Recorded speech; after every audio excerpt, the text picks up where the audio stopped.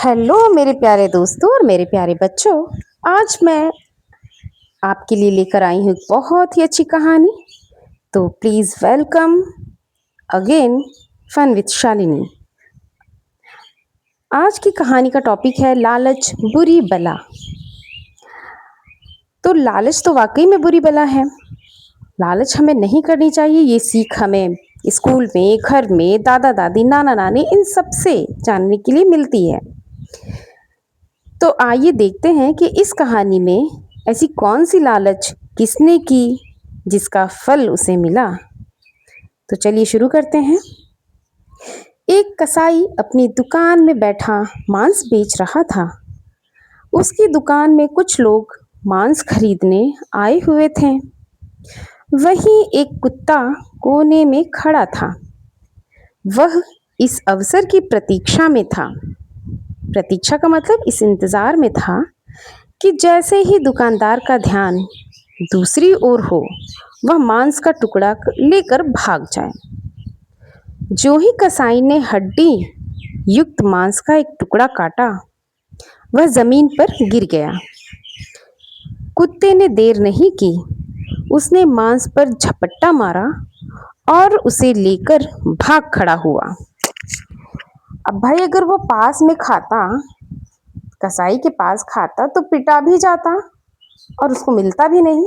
इसलिए वो हड्डी लेकर भागने लगा। कुत्ता काफी दूर तक भागता चला गया ताकि कहीं शांति से बैठकर मांस का आनंद ले सके। तभी उसे नदी के किनारे अपने मनपसंद स्थान की याद आई। वह घास वाली पगडंडी से होता हुआ नदी के पुल पर चढ़ गया। पुल के दूसरी तरफ उसका मनपसंद स्थान था। जब कुत्ता पुल से नदी पार कर रहा था तो उसे पानी में अपनी परछाई दिखाई दी। उसने सोचा, यह कोई दूसरा कुत्ता है जो अपने मुंह में मांस का टुकड़ा लिए हुए है। लालची कुत्ता अपनी ही परछाई देखकर भौंका, लेकिन ये क्या? उसका अपना टुकड़ा भी मुंह से छूटकर नदी में जा गिरा। सच ही कहा गया है, लालच बुरी बला है। यहाँ पे बच्चों आपने देखा कि वो कुत्ता आराम से अपने मनपसंद जगह पर खाना खाने जा रहा था, लेकिन अपनी परछाई देखा और उसने सोचा कि ये दूसरा कुत्ता जो है ये भी मांस का टुकड़ा लिए है।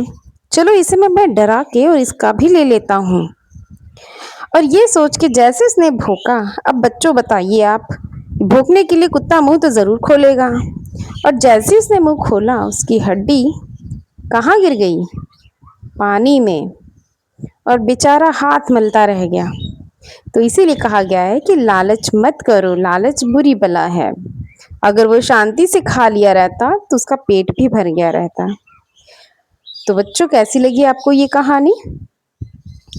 और अगर कहानी अच्छी लगी हो तो प्लीज़ चैनल को सब्सक्राइब करिए, लाइक करिए और शेयर करिए।